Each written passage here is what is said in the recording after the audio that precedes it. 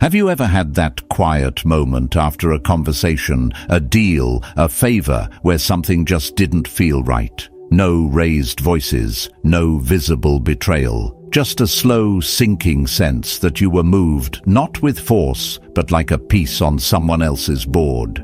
You smiled. They smiled. But now you're the one left questioning your own instincts. The Stoics warned us not of storms, but of masks.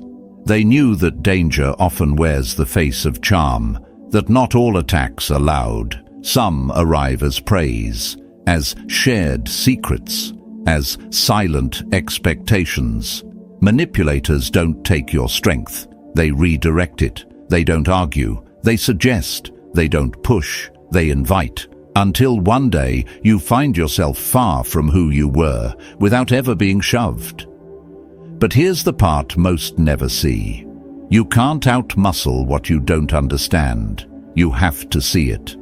Not with paranoia, but with perception. Not with fear, but with clarity.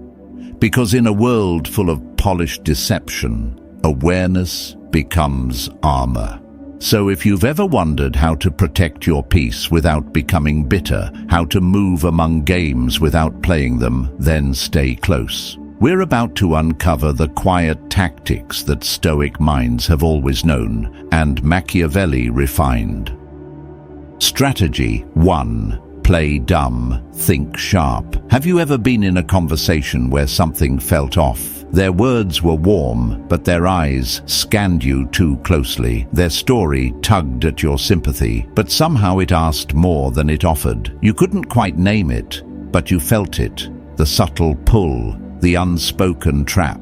This isn't coincidence. This is the manipulator's first move, to bait your goodness and turn it into their advantage. The Stoics taught us that not every battle is worth fighting, especially the ones where the terms are set by someone else. Epictetus once said, "It is impossible for a man to learn what he thinks he already knows." But the manipulator plays the reverse of this. They make you feel like you don't know enough, that you owe them insight, help, explanation. And if you're not careful, you'll try to prove your worth in a game you didn't choose. But there's a better way, a quieter, sharper way. Strategic ignorance. It's not about being naive. It's the art of knowing exactly what's happening and pretending you don't. You don't correct their lies. You don't flinch when they test your boundaries. You don't offer clarity when they twist confusion into control. Instead, you observe. You let them perform. And while they think they're fooling you, they're exposing every pattern, every weakness, every tell. A true warrior doesn't swing at shadows. He waits for light to reveal what's real.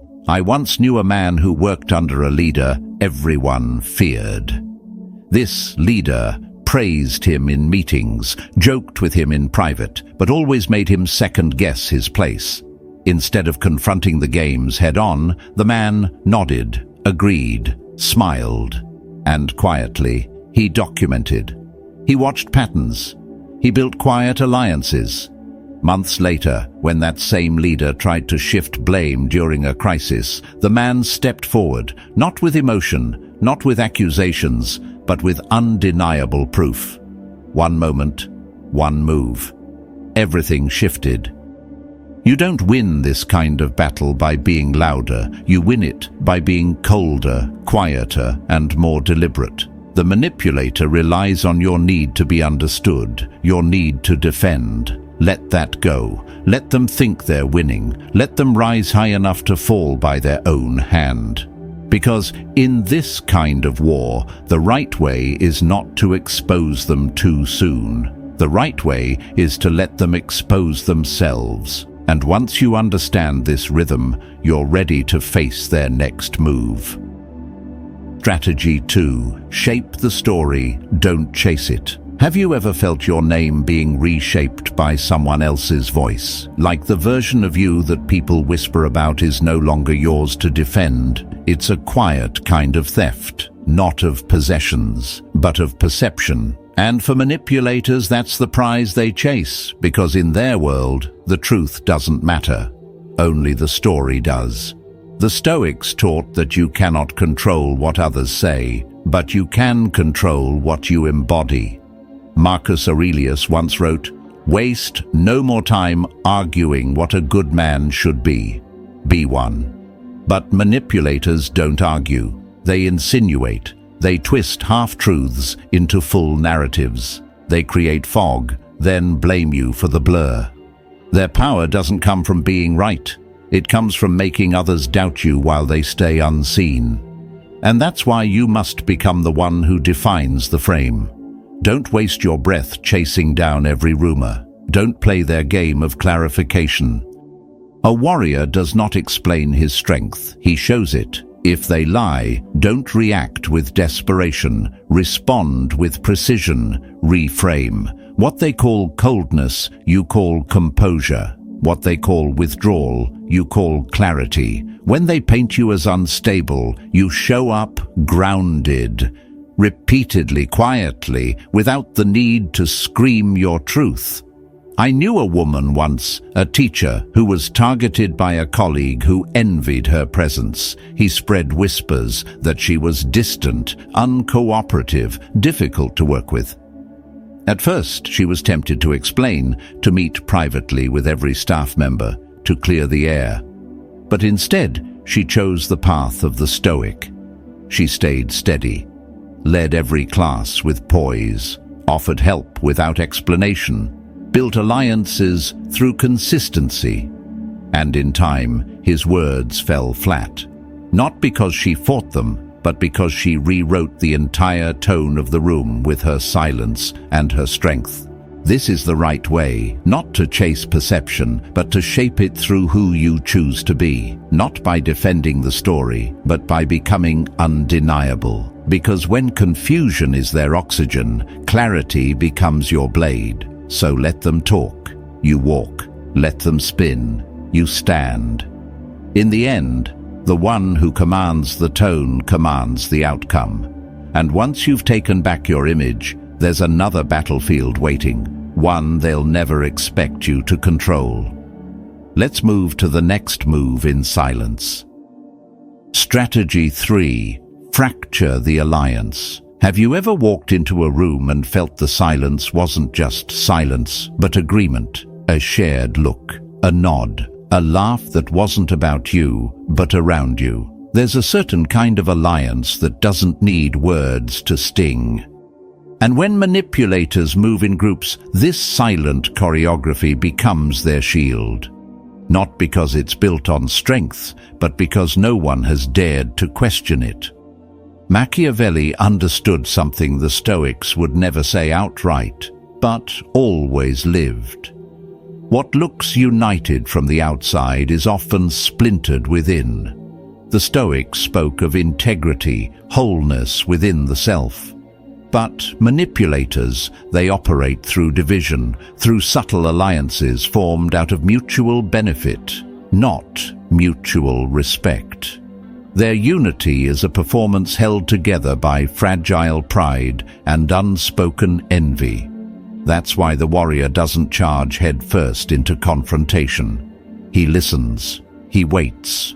He watches how they move, how they protect one another, how they lean just a little too hard on being aligned. And then he applies quiet pressure, not through force, but through suggestion. Praise one just slightly more than the others. Ask small, seemingly harmless questions about their connection. Let doubt drip like water onto stone, slow, relentless. I once heard of a man in an office, quiet, competent, unnoticed. His superiors dismissed him, even mocked him behind his back. But he saw something they didn't. Their strength was only in their unity. So he never confronted them. He complimented one manager more than the others. He let slip that another had spoken highly of him in private. Within weeks, the alliances turned suspicious. Conversations slowed. Side meetings stopped. Their trust eroded, not from his attack, but from their own insecurities. Seneca once wrote, "He who seeks wisdom must not just endure insult, but observe its source." Don't react to the noise of their unity. Study it. Their coordination is a house of cards, built quickly, fallen faster, and when cracks begin to form, your stillness becomes their unraveling. This isn't about cruelty, it's about clarity. The right way to neutralize a group built on performance is not to fight it. It's to let it crumble under the weight of its own imbalance. Once they begin to question each other, you won't have to lift a finger. And when their fortress falls, you'll be ready for the next move, one that doesn't divide them, but erases their influence entirely. Strategy 4. Reveal without blame. Have you ever watched someone twist a moment into something it never was, only to smile while others nodded along? You sit there, feeling the edge of something dishonest, but you say nothing, not because you don't see it, but because you know. If you speak too directly, they'll twist it again, this time into a weapon against you. This is the curse of truth in a world that favors appearances. And the Stoics knew this deeply. Marcus Aurelius reminded us, "If anyone can prove me wrong and show me my mistake, I will gladly change, for it is the truth I seek, and the truth never harmed anyone." But manipulators don't seek truth, they avoid it, because truth burns through illusion. And that's why the right way to reveal them isn't through confrontation, it's through quiet, deliberate exposure. Don't point and name. That only makes you look unstable. Instead, turn the light just slightly. Mention things you've noticed. Ask questions that sound innocent, yet unsettling. Wasn't that story a bit different yesterday? Or, do you remember when she said the opposite last week? Don't accuse, just reflect. Your goal is not to destroy them, it's to let their script collapse under its own contradictions. I once heard of a mentor who was constantly undermined by a charming peer. This peer never attacked directly, just whispered doubts, altered details, crafted small stories behind closed doors. But instead of fighting back, the mentor stayed composed. In meetings, he would occasionally pause, tilt his head, and ask something simple like, "Didn't you say something else earlier?" He never raised his voice, never made it personal, just let the silence do the work. People started noticing, the inconsistencies became visible, and the whisperer exposed, without anyone needing to shout. That is how a warrior of reason moves, not through emotional bursts, but by letting reality rise on its own. Because people hate being misled, but they hate feeling foolish even more. Once doubt is planted, it grows fast. You don't have to drag anyone into the truth. Just crack the door. They'll walk through on their own. So hold your posture. Stay still. Don't argue with shadows. Let their performance fall under its own weight. And once you've planted the seed of doubt, step back in silence. The next move isn't louder. It's colder. Let's go there. Strategy 5. Speak through silence. Have you ever sat across from someone who was trying to provoke you, poking, needling, layering their words with sweet venom, waiting for you to break the calm? They don't need to raise their voice. They just need you to lose yours. Because the moment you react, they take control of the scene. And suddenly, your truth sounds like instability, your passion gets labeled as anger, and your character is reduced to a single outburst. But the Stoics warned us long ago, the man who cannot master his tongue will never master his fate. Seneca wrote, "No man is more unhappy than he who never faces adversity, for he is not permitted to prove himself." Silence in the face of provocation is not weakness. It is proof. It is discipline forged in fire. The manipulator wants noise because they thrive in confusion. But silence makes them face themselves, and they don't like what they see. A warrior does not answer every insult. He does not match every tone. He controls the tempo of battle with presence, not panic. I remember a story of a young woman in a team meeting falsely accused of mishandling a project. Her accuser smiled, laid out assumptions as facts, and turned to her expecting a defensive storm. But she didn't defend. She didn't flinch. She just looked back, still, focused, unreadable. She let the room sit with the weight of his words. And in that silence, something shifted. His confidence cracked. People began re-examining what they'd just heard.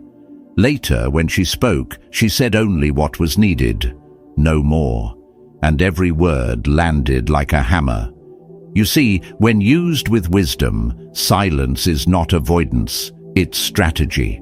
It forces others to reveal themselves. The one who can stay still while being provoked holds the higher ground, because when you don't feed the fire, it burns out on its own. This is the right way to speak without defending, to resist without reacting. The less you explain, the less they can twist. Let them talk. Let them overreach. Let them unravel by their own doing, because when your voice finally breaks the silence, it won't be to prove a point. It will be to end the game. And once you've learned to wield silence, the next lesson is even more dangerous. How to vanish before they even know what you've taken. Let's move forward. Strategy 6. Let them need you. Have you ever watched someone shift from control to caution, not because you confronted them, but because they realized they needed you more than you needed them? That moment when the one who once played games begins to tread carefully. It doesn't happen through force. It happens through positioning. The Stoics never preached control over others, but they mastered control over outcomes. As Marcus Aurelius reflected, the best revenge is to be unlike him who performed the injury. That means stepping beyond emotion and into influence. When dealing with someone who thrives on manipulation, the right way isn't to fight fire with fire. It's to become indispensable in silence. A manipulator's strength lies in making others orbit around them. But when you become the one they rely on, whether for results, insights, or stability, the axis shifts. You flip the dynamic, offer value they can't replicate, make yourself useful, but not fully available. Let your presence be powerful and your absence felt. Deliver outcomes, then disappear. Show them you can help them win, but never too easily. That gap keeps them leaning in, reaching, needing. There was once a man who worked under a high-level executive known for playing favorites and pulling strings. Most tried to flatter him, others avoided him. But this man, he quietly became the one who solved problems no one else could. He delivered when things fell apart, and then he stepped back, took quiet time away. Every absence made the executive more careful, more accommodating. Over time, the game stopped, not out of kindness, but out of dependence. This is not about cruelty, it's about balance. A warrior doesn't crave approval. He creates necessity. He knows that the more irreplaceable he becomes, the more the enemy must adjust. And when they begin to tolerate your boundaries, your silence, even your distance, not out of respect, but out of need, that's when you become untouchable. Leverage, not likability. Strategy, not sentiment. This is the power the Stoics knew, to stand where others shift, to anchor where others chase. And when you've mastered how to be needed without needing, you're ready for the next strike. One that doesn't just protect your space, but makes it impenetrable. Let's move forward. Strategy 7. Flip their tactics. Have you ever looked someone in the eye, knowing they were trying to control you, but instead of resisting, you simply let them wonder what you might do next? Not out of fear, not out of aggression, but because you knew, deep down, you held something they didn't: restraint. The Stoics taught us not to mimic the chaos of others, but to understand it so deeply we could move through it untouched. Epictetus once wrote, "Any person capable of angering you becomes your master." But what if you weren't angry? What if you smiled? What if you became so unreadable, so calmly unpredictable that they didn't know whether they'd won or lost? Manipulators use tools like fear, confusion, and guilt. But those tools only work on minds that are reactive. Your task isn't to reject the game. They expect that. Your task is to play it better, with detachment, with precision. Not to become like them, but to make their tactics collapse under your stillness.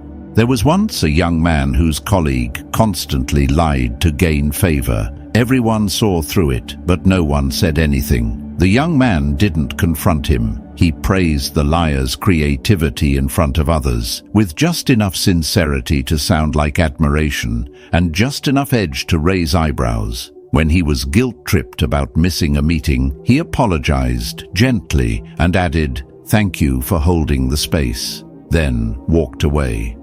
That evening, people weren't talking about the meeting. They were talking about how oddly calm he'd been, how disarmed the manipulator had looked. This is the quiet power of reversal. When someone lies, don't correct, observe. When they flatter you with a hidden motive, receive it with stillness. When they bait you with guilt, thank them and leave. The moment you show you're not reacting, they begin to overthink. And when they overthink, they overstep. A warrior of wisdom doesn't flinch. He bends the game without announcing it. He doesn't resist every move. He lets the opponent walk into their own trap, thinking they're winning. This isn't revenge, it's balance. The right way isn't to punish, but to reveal, not through force, but through exposure. And once you've mastered that, once they begin to doubt the very tools they once used, you're ready to take the one thing they never expect to lose: control. Let's move forward. Strategy 8. Lead with presence. Have you ever entered a room and felt eyes shift, not because of what you said, but because of how you carried yourself? There's a kind of presence that needs no introduction. It doesn't shout. It doesn't explain. It simply fills the space with clarity, with control, with quiet power. And when you learn to embody that, the games of manipulators begin to fall apart before they even begin. The Stoics understood that posture is more than the body. It's the mind revealed.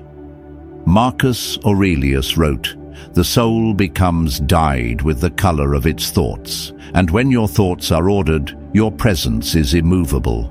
The manipulator doesn't fear confrontation. They fear composure. They fear the one who doesn't flinch, doesn't rush, doesn't seek approval.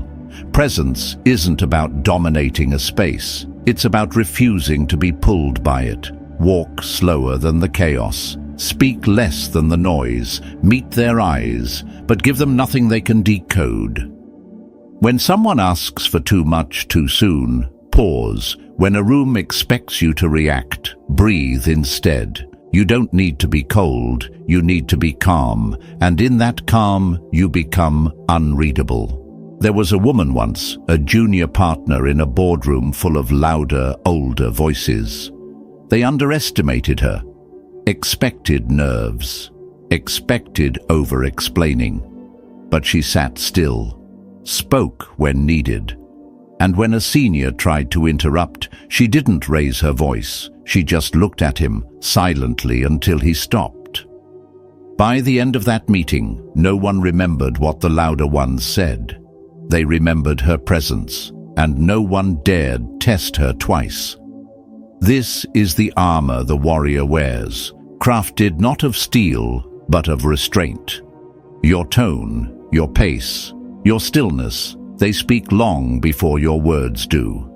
When you remove all signs of desperation, you remove every hook they could use to pull you in. The right way to enter a room is with purpose, not performance. You don't need to intimidate. You need only to stop chasing comfort, because the one who stands without seeking approval is the one no one dares to play. And once your presence becomes your defense, it's time to move to the final lesson, the one that doesn't just protect you, but turns every move into quiet mastery. Let's continue. Strategy 9. Lose small, win big. Have you ever stepped back, not out of fear, but because you saw the bigger picture? You watched someone take credit for your work, twist a conversation, or parade a small win like a crown. Everything in you wanted to respond, to correct, to reclaim your place. But instead, you said nothing, and they mistook your silence for weakness. That's exactly where the Stoic finds his power. Seneca once wrote, "He who does not know how to lose with dignity will never win with honor." And losing, if done with intention, is not defeat. It's design. It's the art of stepping back, not to surrender, but to bait. Because the manipulator feeds on resistance, they grow louder when you push back. But remove the tension, and they grow blind, comfortable, predictable. This is the tactic Machiavelli understood better than anyone. When someone believes they're winning, they stop hiding.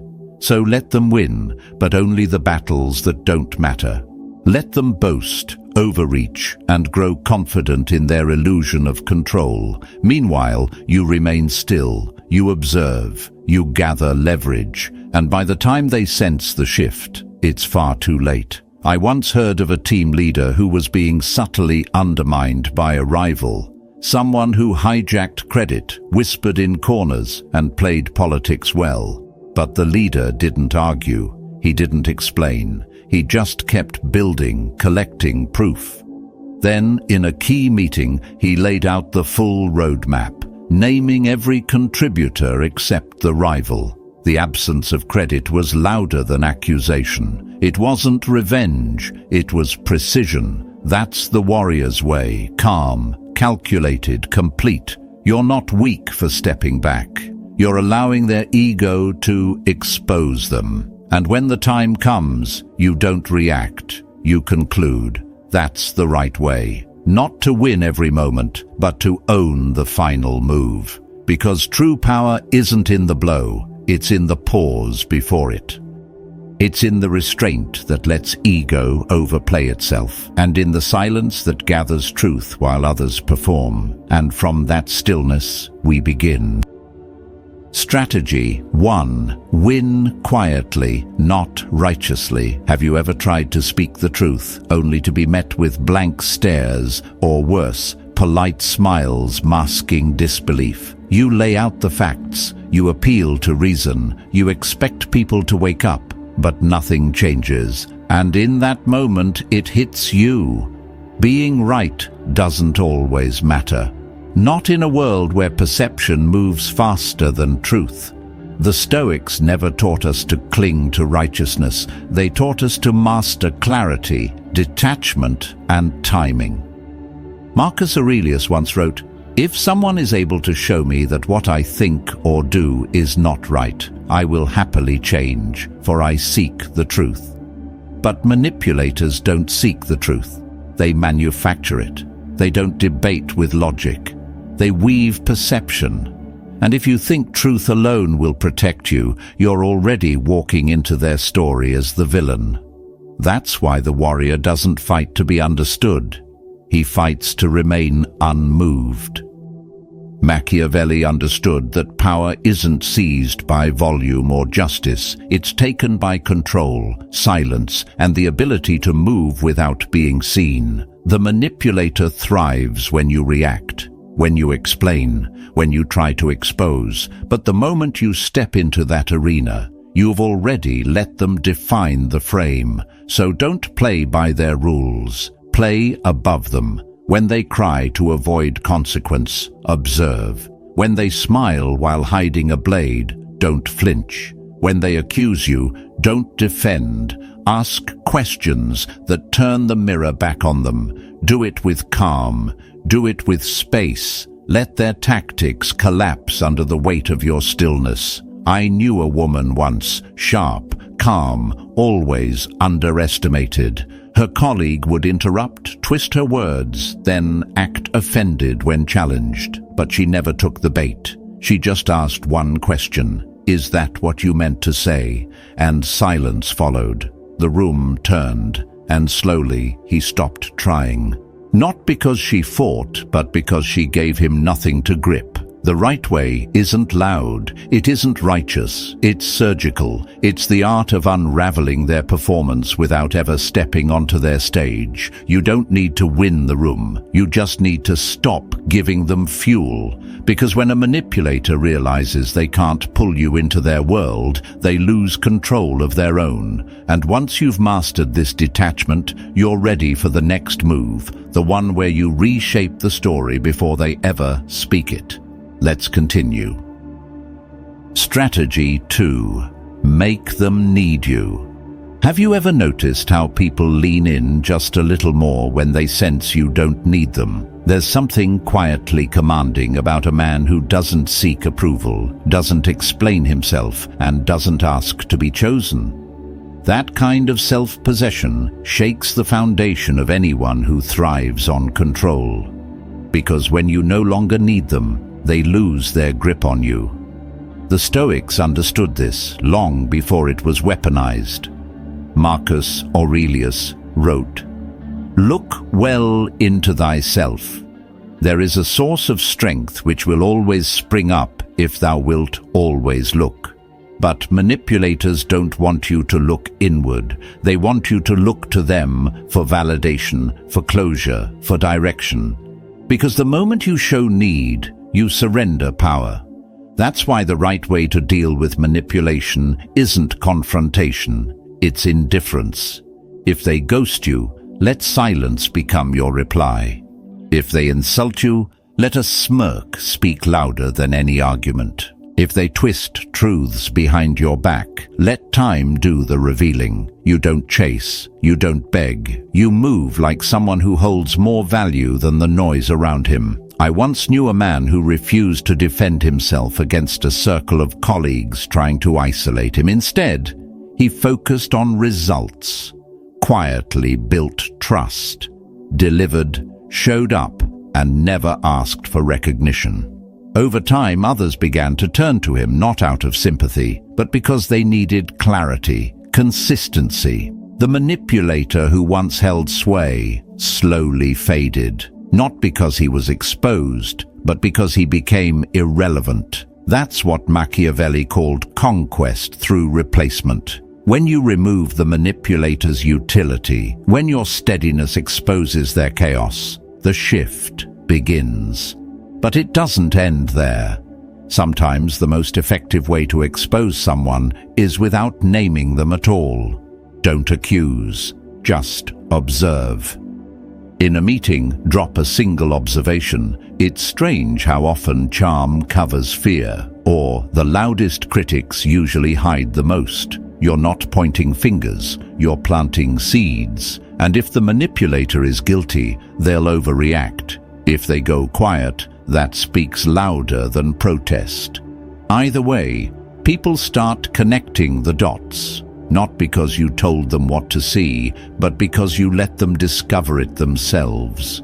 The warrior doesn't shout the truth. He shapes it in silence, with subtlety. But there's another enemy you must tame: chaos. Manipulators live off it. They twist timelines, stir confusion, and blur intentions. The antidote? Repetition, routine, structure. When your days are grounded, your words measured, and your actions consistent, they can't grab hold of anything. You become a vault, predictable to those who respect you, but impenetrable to those who seek to stir you. And when their noise doesn't move you, their grip weakens. But here's the real strike: let them destroy themselves. Machiavelli believed in long games. Give them the illusion of safety. Let them think you're not watching, and they'll reveal themselves. Too much pride, too much talking, too many lies, until the mask cracks. And you won't have to lift a finger. The world will see what you've seen all along. Expose them? No, let them expose themselves. That's why your next move is critical. When they push closer, inch into your rhythm, demand your attention, you disappear. Not permanently, just enough to remind them your presence is earned. Let's go there. Strategy 3. Speak less, control more. Have you ever walked away from a conversation feeling like you said too much and still weren't heard? As if your honesty only fed confusion, your explanations twisted into something else entirely. That's no accident. Manipulators count on you to keep talking, because every word you offer becomes a tool they can sharpen against you. The Stoics knew clarity requires economy. Marcus Aurelius wrote, "If it is not right, do not do it. If it is not true, do not say it." In a world ruled by perception, restraint isn't silence, it's structure. And when facing manipulation, the one who speaks least often holds the most control. Machiavelli never wasted energy on noise. He understood that a warrior never reveals his full stance until the strike. So when you're falsely accused, don't defend, redirect. If they insult you, don't flinch. Observe. If they question your motives, don't explain. Just smile. Because control is not in how loud you speak, but in how little you need to. I once saw a junior executive accused of mishandling a deal. The room expected panic, but instead he paused, turned to the board, and calmly said, "If there's an error, the data will show it. Let's look together." He spoke 10 words. The room quieted, and the manipulator, sensing no opening, folded under their own exaggeration. The man said less, but revealed more. That's control. Now build on that. Don't just defend your peace, shape the world around it. Because manipulators don't survive in strong environments. They breed in weak ones, in gossip, in chaos. So build your circle of thinkers, people who prize logic over impulse, clarity over noise. When the room is grounded, the games fall flat, whispers go unheard, and their mask becomes unbearable to wear. Machiavelli never walked with flatterers. He chose men of merit. Because when you surround yourself with those who cannot be manipulated, you become unreachable by those who try. And yet there's a subtler blade, one that cuts deeper than confrontation, kindness, not the soft, boundaryless kind, but strategic generosity. Offer peace when they expect war. Smile where they anticipate a blow. It disarms them, confuses them, and when their guard drops, not from trust, but from calculation, that's when you pull your power back, cleanly, quietly. And when they ask why, you say nothing, because the collapse was never personal. It was planned. Don't try to teach them a lesson. That's your ego speaking. Manipulators don't change because you lecture. They change when no one plays their game anymore, when the room no longer reacts, when silence is louder than accusation. That's the real lesson, not taught, but lived. And now comes the final strike, the mirror. You don't resist them, you reflect them. When they flatter, you flatter. When they lie, you nod. When they control, you appear to yield, but inside you are still unshaken, unreadable, until they're staring not at their victim, but at their reflection. And for the first time, they don't feel powerful, they feel seen, completely, and that's when the game ends. If you value silence over noise and strategy over reaction, subscribe now. This journey is only beginning, and the next move is yours.